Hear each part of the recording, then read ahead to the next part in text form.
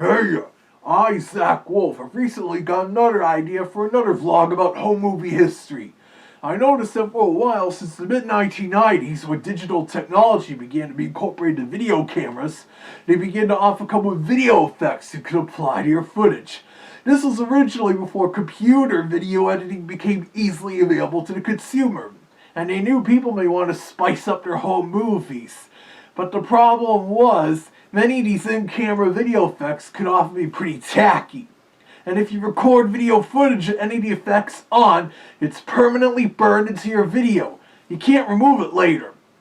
Oh sure, when playing back the footage you can apply some of the same effects, but on some older models it would only be a smaller amount, and in many cases it still looked very tacky. And throughout the 2000s, even with digital home movie formats like MiniDV and such became the norm, many camcorder manufacturers continued to include those effects in their cameras, despite the fact that digital video editing was starting to become more common and affordable to the consumer, to the point where Macs would come bundled with their iMovie video editing software, which they still do to this day, and Windows XP and Vista even included the somewhat rudimentary Windows Movie Maker. So by that point, if you wanted such effects in your video, you could just add them into video editing software to your original untouched footage. So what was the point of in-camera video effects? And so I'm going to demonstrate to you how hideous these effects could often be using my Canon Optura 60 MiniDV camcorder, my Canon Vixia HV40 HDV camcorder, and my Sony DCR-TRV320 Digital8 camcorder, and their in-camera effects. Okay, now I'm filming on the Sony DCR-TRV320 Digital8 camcorder. You may recall me mentioning a few years back how Digital8 was Sony's lower cost alternative to the more expensive MiniDV format at the time, basically recording the DV format onto analog high 8 cassettes. The built-in effects you're about to see on this are pretty much standard on all the early to mid 2000s Sony MiniDV Digital8 camcorders. Some of these look pretty ugly. For some reason, also, a lot of these camcorders put them in two categories: image or picture effect and digital effect. Well, they're both actually digital, but in this case with the Sony, the picture effect changes the visual to stylize the image in some way. And then the digital kind of does a few other different things that distorts the image. I'm going to start off with the picture effects, and I must warn you, they're not going to be pretty. Okay, the first of these so-called picture effects is negative. Yeah, I look pretty hideous this way, don't I? The question is, why would you shoot a whole movie in a negative image this way? Or even like a short film that's for a film festival or something. Only way I could see these picture effects really being useful is if someone were shooting like a pop music video where these kinds of effects were common. But even then, like I said, it's easier to just shoot clean and then add the effects in the video editing software later on, especially if you've got nice high-end editing software.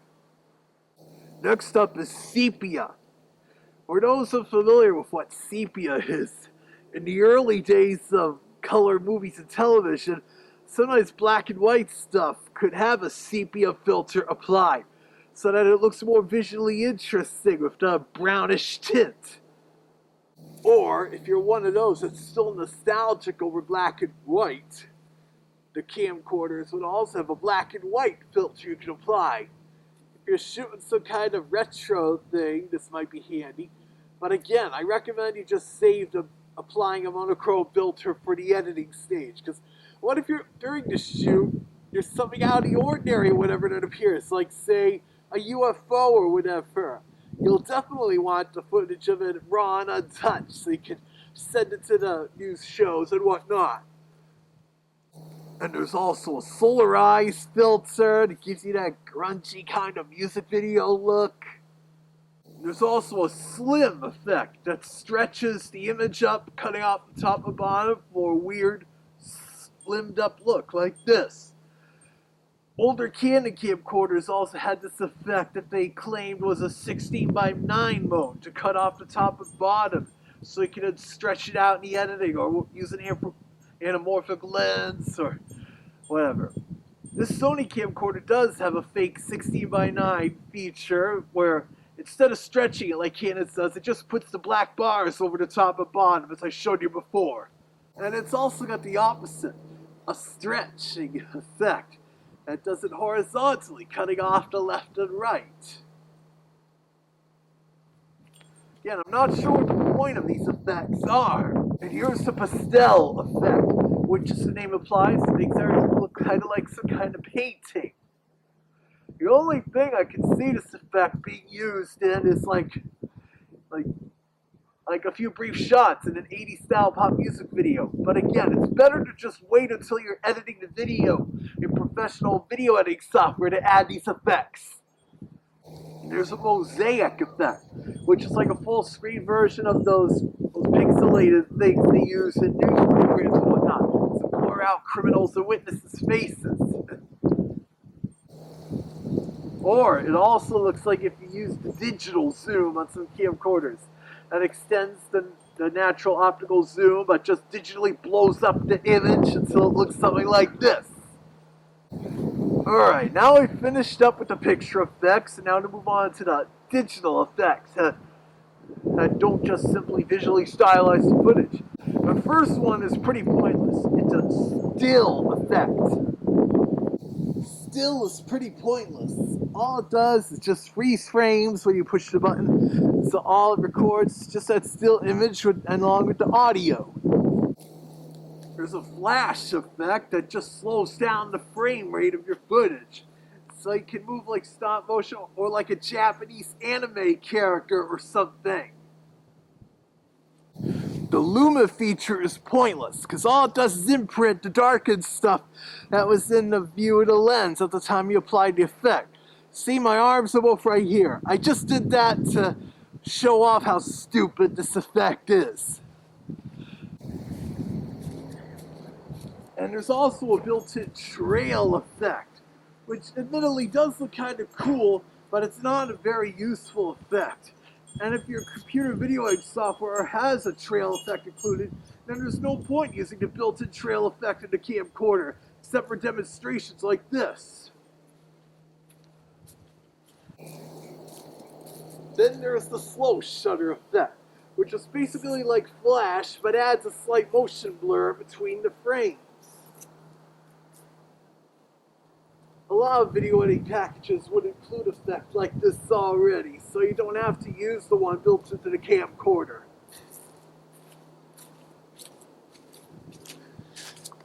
There's also an old movie effect that, again, slows down the frame rate just a little with a slight motion blur, and also applies a sepia tone and a slight letterbox effect and a few dust specks and such. I'm not sure why they would include this, because almost all consumer video editing software and some prosumer ones have much better old movie effects already built in.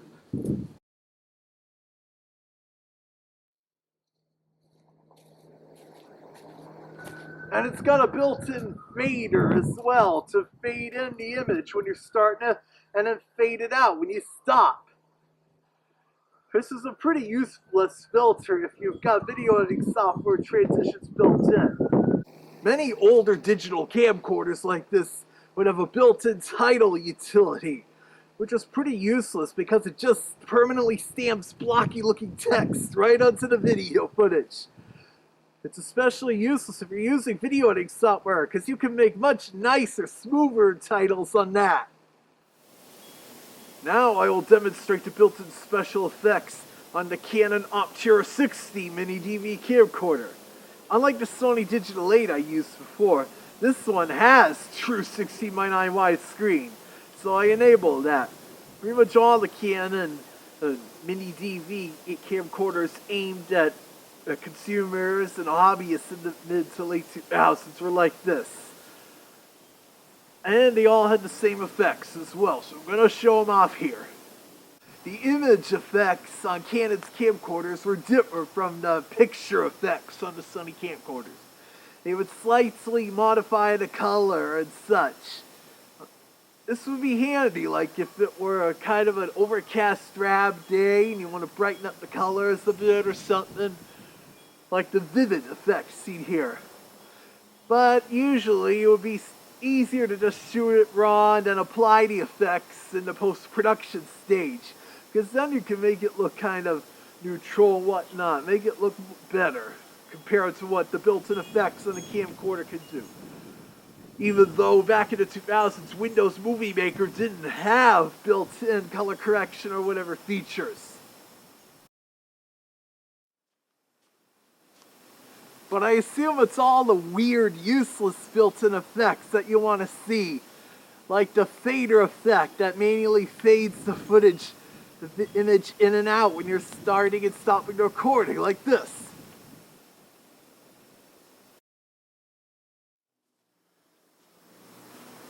Or the wipe effect. Or the corner wipe. The jump. The flip-in effect, like in some cheesy 80s and 90s TV programs.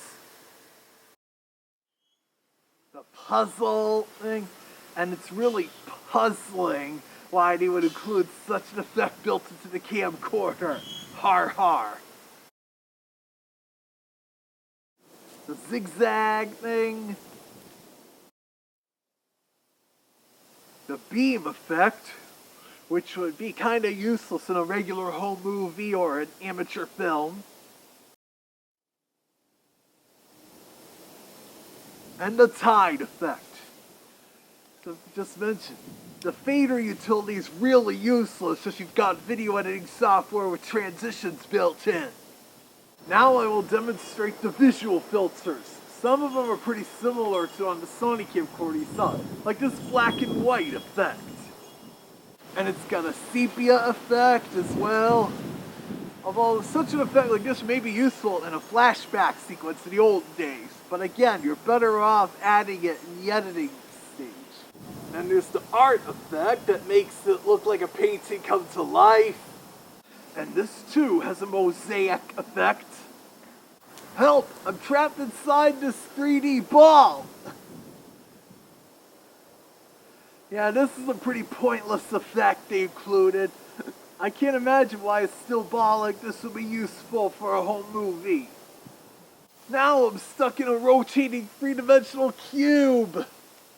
This is yet another pretty stupid effect they included for whatever reason.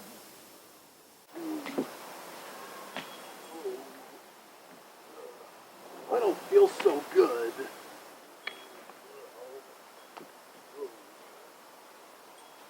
The wave effect here might be useful for such scenes, but it's better to still do it on the computer instead of permanently filming your camcorder footage with this effect.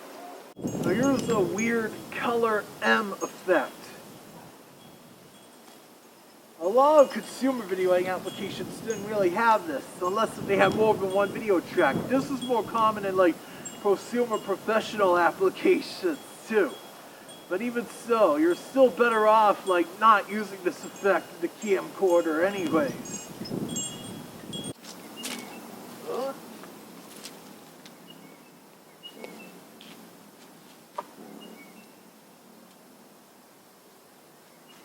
Oh, it's the mirror effect they included. Too bad I'm not dressed up as Groucho Marx right now. There's also a multi-frame effect, but it just does freeze frames, multiple freeze frames in an end square kind of thing. It goes like this. Okay, watch. You see? And then it just freezes like that. And here's the card mix feature. This particular camcorder and some others can also take low resolution still images and save them to an SD card. And if you've got images on the SD card, then the camcorder will use the card mix mode to add little animation slideshows of what's on your SD card, making you look like one of those 90s PBS Kids animation things. Okay, it's You may have noticed by how it's now in high definition. I'm shooting on my Canon Vixia HV40 HDV camcorder. By this point, I think Canon was aware about how a lot of people weren't using those built-in video effects. So by this time, these models had only a few of them built in. It has the same image effects as the Optura 60. Right now, I'm using the soft skin detail image effect. It's got a simple fader built in, just like the one on the Optura 60. And a wipe. And that's pretty much all it has for the fade transition stuff, thankfully. And of course, it's got a black and white filter, a sepia filter, and an art filter. And amazingly, that's all it's got for those weird visual effects. Nice. A pretty slim selection of free effects that probably will never be used. Can you believe that? I can understand it on camcorders made in the mid to late 1990s when editing video on a computer was way more expensive and required a powerful souped up machine and elaborate professional software to do it, like the original Adobe Premiere or Avid Media Composer or whatever. But those 3 digital tape camcorders I demonstrated the effects on were made in the 2000s when desktop video editing became easier and affordable to the mass consumer. It began around 1999 when Apple came out with the iMac DV with the original iMovie preloaded on it, touting how it was incredibly easy to import your video footage or digital camcorders via FireWire and edit it in a nice slick production with, yes, even titles and effects. And around that same time, other computer companies were making FireWire PCI cards for Windows PCs that often came bundled with easy-to-use video editing software for consumers, like the original MGI Video Wave and ULEAD Video Studio, both of which have since evolved into different consumer products made by Corel. So yeah, the majority of those cheap digital effects, faders, and titles I show can be pulled off in a much better and safer fashion such video editing programs. Even the effects and transitions of titles in Windows Movie Maker were far better than what those cameras offered.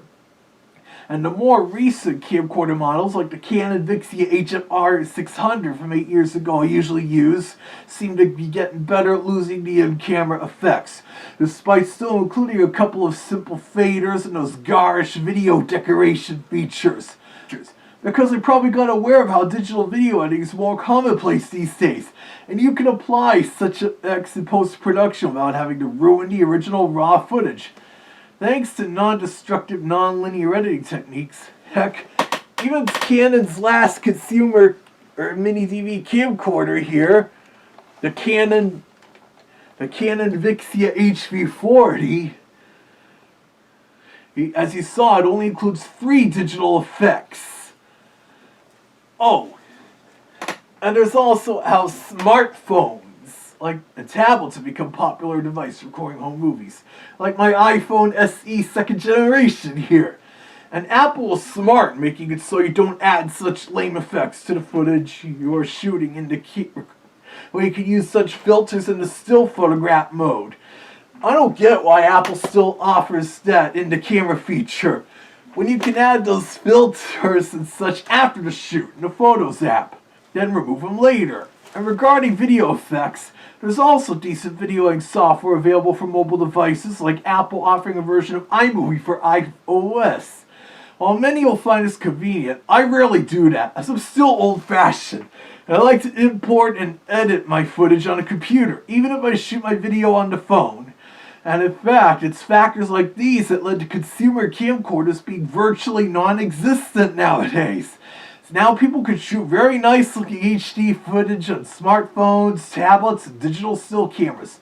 Especially those fancy DSLR cameras have become popular for videography. Isn't solid-state technology great? While dedicated camcorders are now mostly just made for prosumers and professionals, and even those record the solid-state memory as well. DV tape, mini disc, and hard drive camcorders have since become obsolete because of this. There's no moving parts to the recording medium, and the codecs have greatly improved, so you can shoot very high quality HD footage, especially compared to those early MPEG-4 and AVC HD camcorders that used flash memory from 15 years ago.